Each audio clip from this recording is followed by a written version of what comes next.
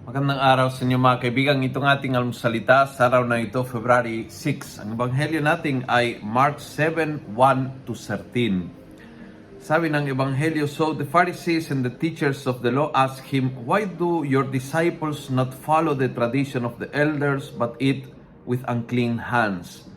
Jesus answered, 'You shallow people, how well Isaiah prophesied of you when he wrote, "These people honors me with their lips, but their heart is far from me." Walang relationship sa Diyos. Itong mga pariseo talagang tinutupad yung mga alituntuning sa kanilang regulations, obligations, ay napaka-importanting words.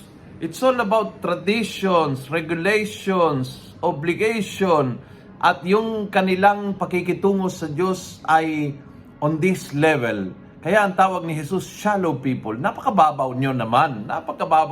It's okay, may ritual tayo. It's okay, may mga alituntunin tayo. Pero dyan lang ba yung relasyon sa Diyos? O it goes to the heart and to the mind?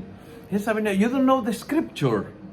Yan, kaalaman ng Diyos sa pamamagitan ng kanyang salita na pinakilala niya, na He revealed to us.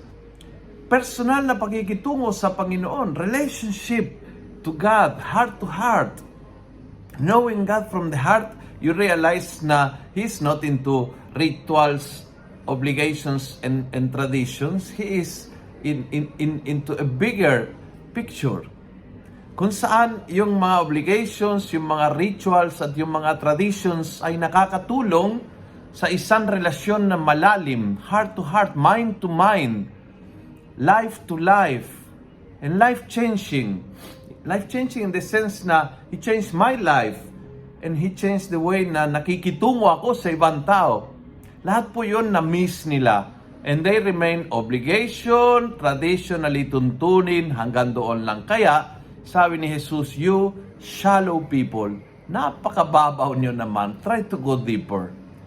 What an invitation para sa ating na minsan posible ding manatili ang relasyon sa Panginoon on the level of mga anong obligasyon, anong dapat sundin, ilang kandila sa altar, tama ba na maghatid ng bisita kapag may patay, and we can get lost in so many human things, now nothing to do with the Lord. Kung nagustuhan mo ang video ito, pass it on. Punuin natin ng good news ang social media. Gawin natin viral araw-araw ang salita ng Diyos. And God bless.